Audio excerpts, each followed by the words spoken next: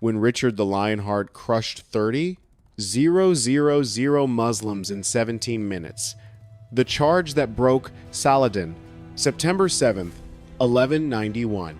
The pre-dawn darkness along the Mediterranean coast hides an impossible nightmare, a silent terror that sits heavy in the stomachs of 20,000 men.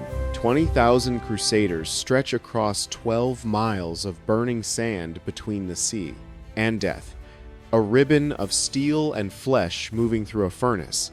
Their column is so thin that a single coordinated attack could slice it into helpless fragments, leaving them to be devoured piecemeal by the desert. Every step south from Acre brings them deeper into Saladin's trap, a snare set by the greatest military mind of the East. The air shimmers at 110 degrees Fahrenheit by sunrise, distortion waves rising from the sand like spirits. Knights in 80 pounds of steel armor cook inside their mail like meat in an oven, their sweat turning to steam against the hot metal. Horses collapse every quarter mile, their hearts bursting from the strain, their riders forced to continue on foot or die where they fall, stripped of their honor and their mobility. Picture this. You're a crusader knight watching the horizon dance with heat mirages, wiping salt from your eyes, knowing that somewhere beyond your vision, 30,000 Muslim warriors are positioning themselves for the killing blow. Richard the Lionheart's gamble defied every principle of medieval warfare. Marching 20,000 men along a narrow coastal strip with hostile territory on one the side and the sea on the other violated the most basic rule of military survival. Never trap yourself against an obstacle. Yet, here he was, leading the largest crusader army assembled since the disaster at Hattin 4 years earlier, stretched impossibly thin along the ancient road to Jaffa. The mathematics were terrifying, a calculus of death. His column extended 12 miles from vanguard to rearguard, a distance so vast that a message took 2 hours to travel from front to back. At any given moment, half his army couldn't see the other half.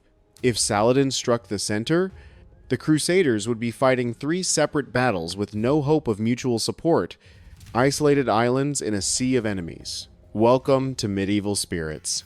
Today, we are going to walk the burning sands of Arsuf. We will feel the crushing weight of chainmail in the desert sun and smell the fear of men who know they are being hunted. We will dissect the 17 minutes that changed the course of the Crusades, analyzing the forensic reality of a cavalry charge that shattered an empire. This is not a story of chivalry.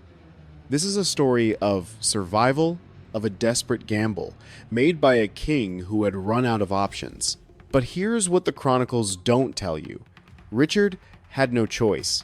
Behind them lay the smoking ruins of coastal fortifications that Saladin had, systematically destroyed, leaving nothing but scorched earth. Ahead waited Jaffa, the only port between Acre and Egypt capable of supplying a major army. Without Jaffa, the Third Crusade would starve to death within months, their bones bleaching in the sun. The English king had calculated that his 20,000 troops could reach the port in 5 days of forced marching. What he hadn't calculated was that Saladin would be waiting with the largest Muslim army assembled since the reconquest of Jerusalem. The enemy force shadowing their march was beyond comprehension, a moving city of war. 30,000 warriors moved like a dark tide through the hills, paralleling the coast. Rode, their presence announced by the glint of steel and the thunder of drums. Saladin's host included 12,000 Turkish horse archers, whose composite bows could pierce mail at 200 yards, their arrows buzzing like angry hornets. 8,000 Kurdish and Arab heavy cavalry carried lances that could punch through shield and body with a single thrust, turning a man into a skewer.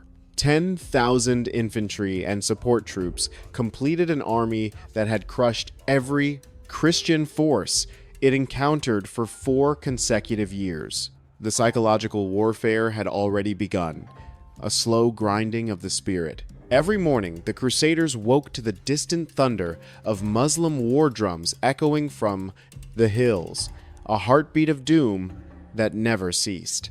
Every evening, they watched signal fires bloom across the horizon like fallen stars, Saladin's commanders coordinating the movements of forces the Christians couldn't see or count. The heat was killing more crusaders than Muslim arrows, a silent assassin that struck without mercy. Men collapsed in their armor, dragged unconscious from the column by comrades who could barely walk themselves, their faces flushed and dry with heat stroke. Water sources had been poisoned or destroyed by retreating Muslim forces, leaving only mud and death. The precious few wells they encountered produced brackish liquid that left men retching and weak, their thirst unslaked. Richard himself rode at the column center, his royal banner a target visible for miles, constantly calculating distances, casualties, and time. His scouts reported the same terrifying intelligence hour after hour. Muslim forces closing from 3 directions, the trap tightening with every step south. On the morning of September 6th, everything changed. Crusader outriders reported that Saladin's entire army had moved to block the coastal road ahead. 30,000 warriors positioned themselves between the Christian army and Jaffa, cutting off the only route to salvation. The trap was complete. Richard faced an impossible choice: attack a force that outnumbered him 3-2. Across open ground where Muslim cavalry superiority would be decisive, or attempt a fighting withdrawal back to Acre through territory now swarming with enemy scouts. Either option meant probable annihilation. What happened next shouldn't have been possible. Richard, despite barely remaining conscious from heat exhaustion and dysentery, a disease that turns the bowels to water, had distributed his forces throughout the 12-mile column in a formation so revolutionary it would change medieval warfare forever. As dawn broke on September 7th, Saladin's crescent formation emerged from the morning mist like a vision of apocalypse.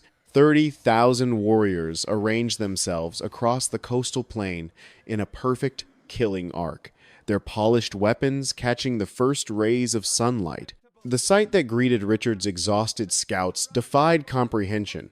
From the hills above Arsuf to the very edge of the Mediterranean, an unbroken line of cavalry, archers, and infantry stretched for over 2 miles. Saladin had committed his entire force to this single decisive engagement. The Sultan's tactical genius was immediately apparent, a masterclass in battlefield geometry. His right wing, commanded by his nephew, Taqi al-Din, positioned 10,000 Kurdish cavalry on elevated ground that dominated the coastal road. These were veteran horsemen who had shattered Christian armies from Damascus to Cairo, their lances gleaming like a steel forest in the rising sun. Saladin himself commanded the center with 8,000 Mamluk guards, the elite slave soldiers whose discipline and ferocity had become legendary across the Islamic world. Each Mamluk represented years of training and a fortune in equipment, warriors who knew no retreat and accepted no quarter. But it was the left wing that would prove most deadly. 7,000 Turkish horse archers spread across the plain like a dark tide, their composite bows capable of loosing 15,000 arrows per minute at maximum rate. Behind them moved 5,000 infantry carrying the black banners of jihad, volunteers who had traveled from across the Muslim world for the chance to drive Christianity from the Holy Land forever. The mathematical reality was inescapable. Even if every Christian fought with superhuman skill, the numbers guaranteed Muslim victory. Here's what the Muslim chroniclers don't tell you about that morning. Saladin had spent the previous night in prayer, not from religious devotion, but from genuine uncertainty about the outcome. 4 years of constant warfare against the Crusaders had taught him to respect their desperate courage. Richard's reputation preceded him like a storm front, and the Sultan knew that cornered crusaders fought with the fury of men who expected paradise or death with equal anticipation. By the third hour after sunrise, the psychological assault began. Muslim drummers positioned throughout the crescent started a rhythmic pounding that could be heard 5 miles away. The sound rolled across the plain like distant thunder, punctuated by the high wailing of horns and the battle cries of 30,000 voices, raised in unison. The effect on Christian morale was immediate and devastating. Horses reared and fought their bridles, their eyes rolling in terror at the alien cacophony. Men crossed themselves repeatedly, and whispered prayers became audible throughout the column. Then came the arrows. 15,000 Turkish horsemen began circling the crusader formation at extreme range, each man loosing arrows as quickly as he could draw and release. The mathematics of this sustained barrage were terrifying. At full intensity, the Muslim archers could maintain a rate of 30,000 arrows per minute, a steel rain that turned the morning sky dark. Crusader shields sprouted arrow shafts like porcupine quills, the wood splintering under the impact. Horses screamed and fell, their riders crushed beneath armored bodies or left afoot in the growing chaos. What happened next pushed the Christian army to its breaking point. Saladin ordered his cavalry to begin probing attacks, testing the crusader formation for weaknesses. 500 Kurdish horsemen would charge directly at a section of the line, wheel away at the last moment, then attack from a different angle. The psychological pressure was unbearable. Knights gripped their reins until their knuckles went white, watching enemies approach and retreat without being able to strike back. The most vulnerable point was the rear guard, where the Knights Hospitaller fought a desperate holding action against increasingly aggressive Muslim assaults. Brother Garnier de Nablus, the Hospitaller Marshal, watched his mounted brothers fall one by one to the endless arrow storm. By midday, half his knights had lost their war horses and fought on foot, their heavy armor becoming a death sentence in the scorching heat. Richard himself was beginning to crack under the impossible pressure. Witnesses reported seeing the king swaying in his saddle, heat exhaustion and dysentery combining with the stress of command to push him toward collapse. Yet every time his subordinates begged permission to charge, to break the suffocating defensive posture and strike back at their tormentors, Richard's answer remained the same.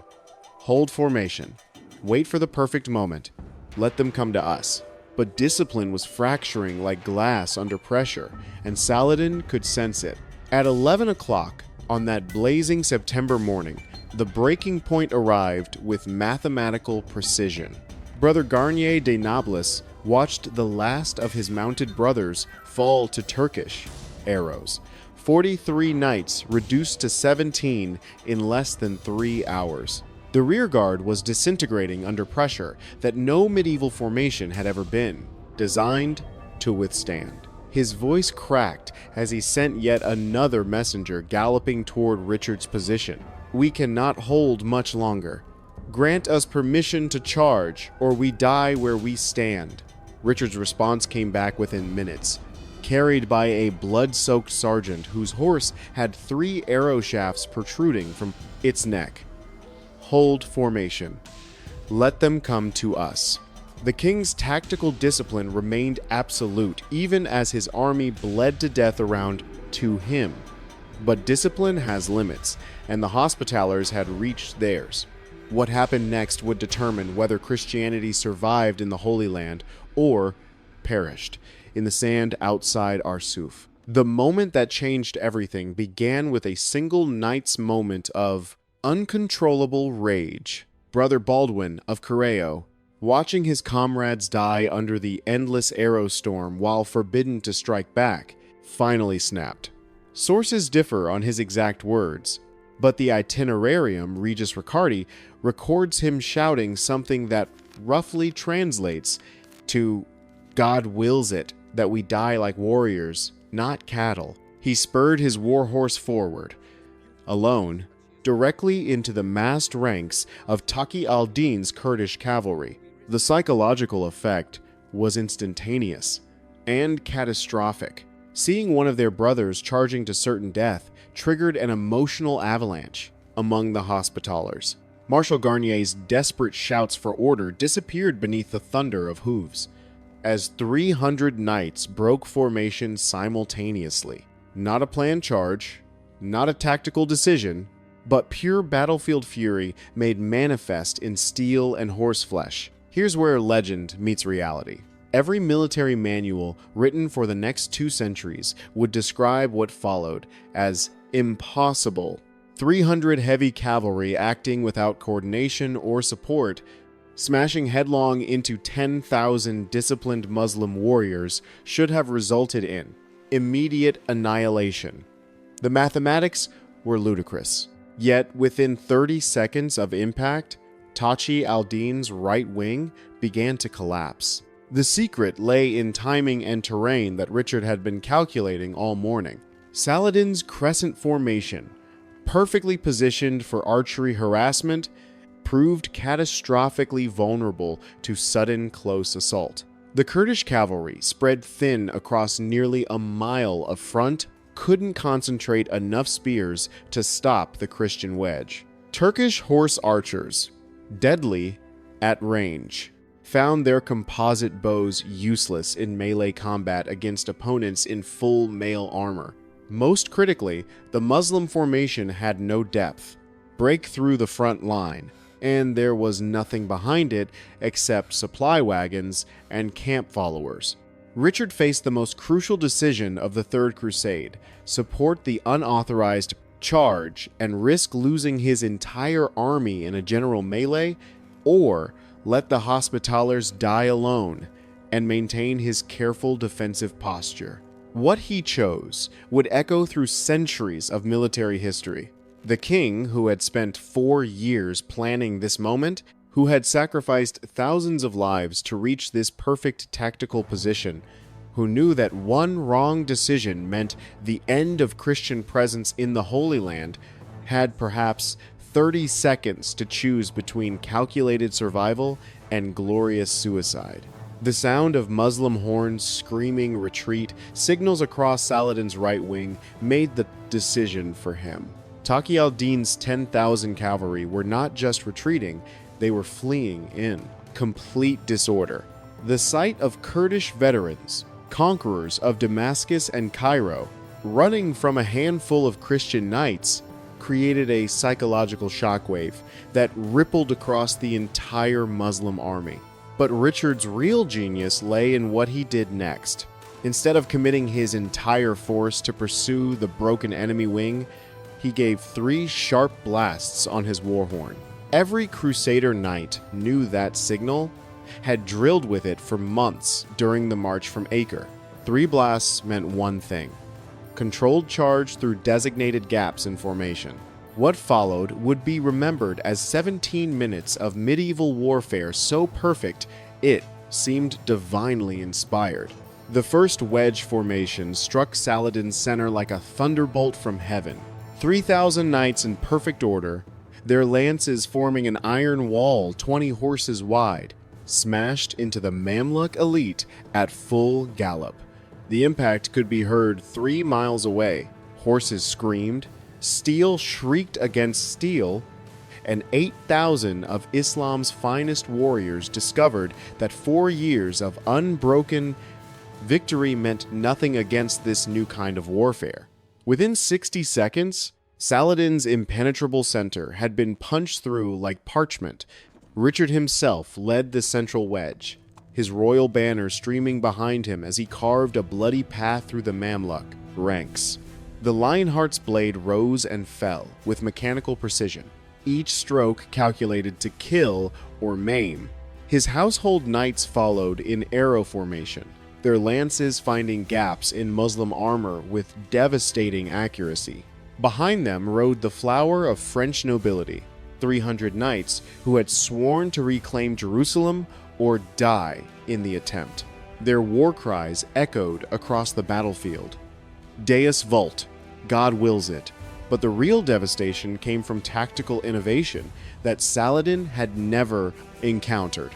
The Templar wedge, 200 knights strong, struck the Muslim left wing at precisely the moment when Turkish horse archers were repositioning to avoid the central charge. Caught between formations, unable to use their bows effectively, the Turks found themselves fighting a close-quarters battle they were never trained for. European swords, designed to crush through mail and bone, made short work of the lighter armor favored by horse archers. The mathematics of destruction were staggering. In the first 5 minutes of contact, 1,500 Muslim warriors lay dead or dying. The casualty exchange rate was catastrophic for Saladin's forces. Each fallen knight was immediately replaced by the man behind him, maintaining the wedge's momentum. Each fallen Muslim created a gap that allowed Christian lances to penetrate deeper into the formation.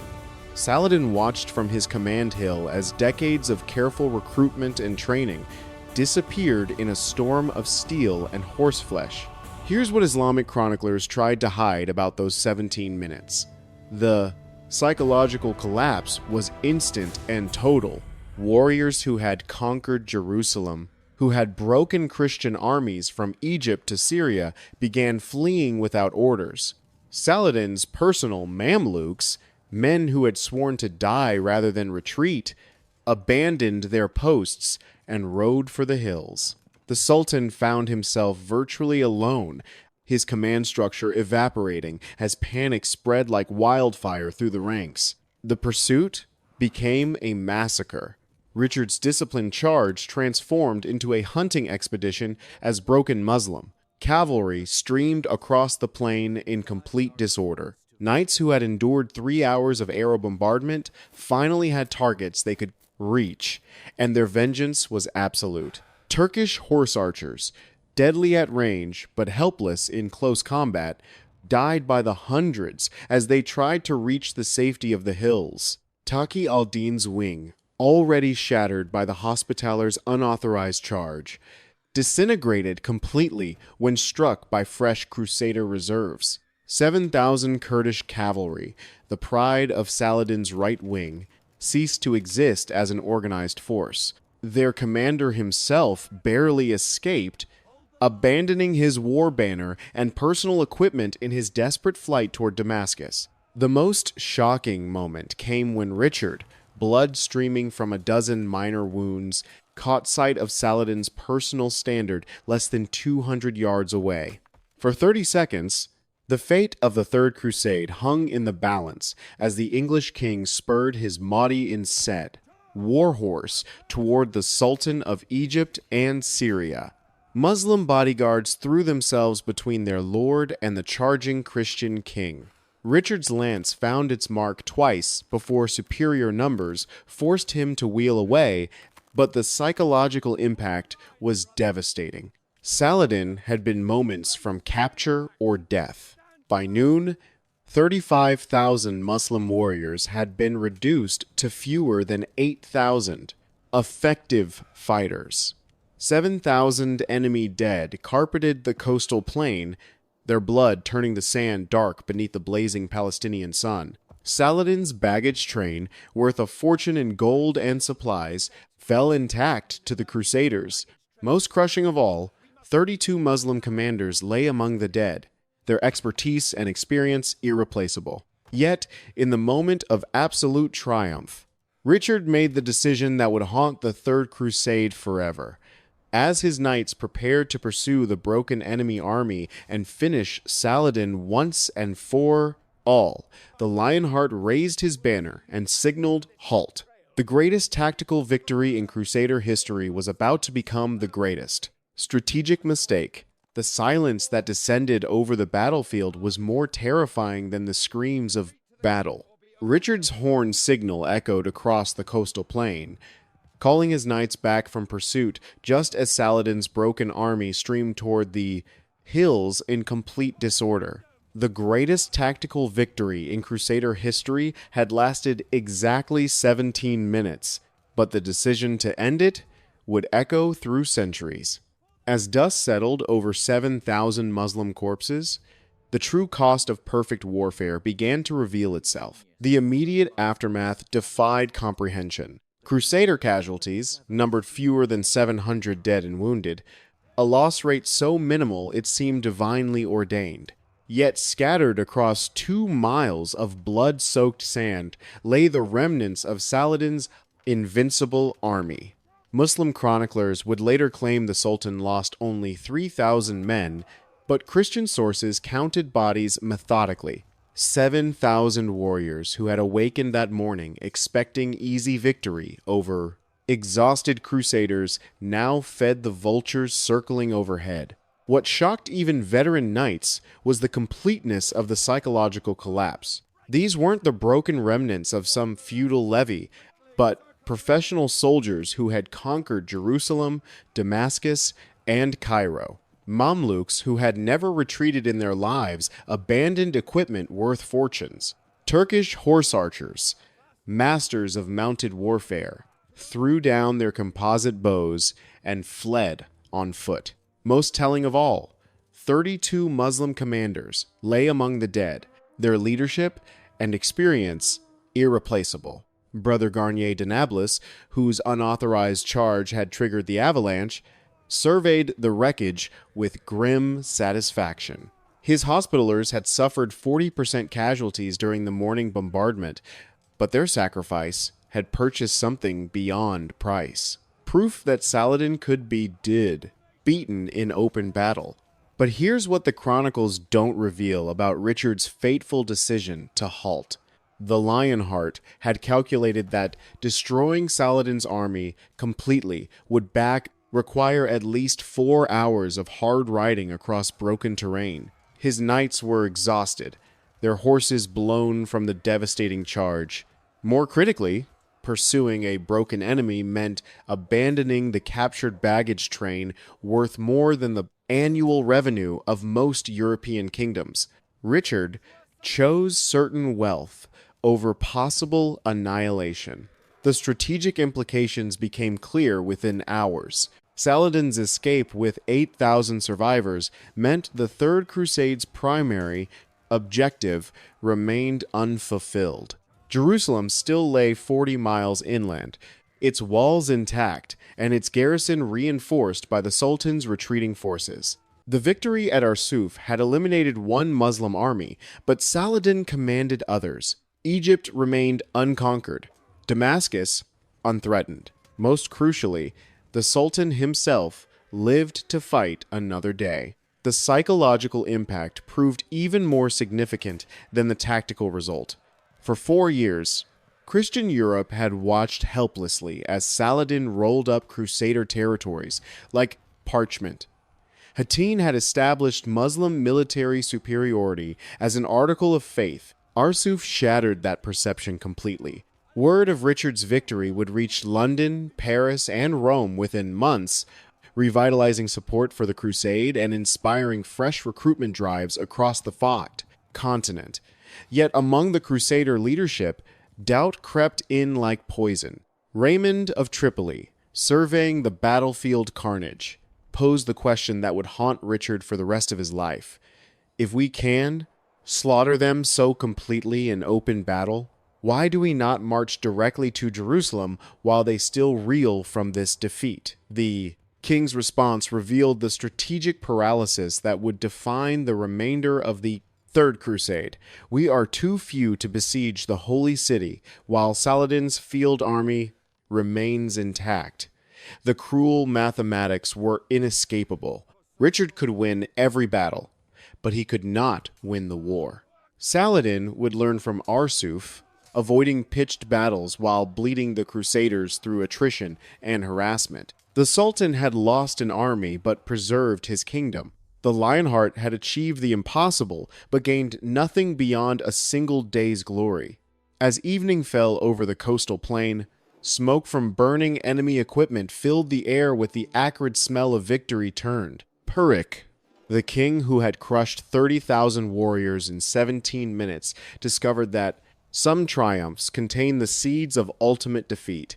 If you want to explore more topics on history and uncover the untold stories of the past with medieval spirits, make sure to like, subscribe, and ring the notification bell for more insights.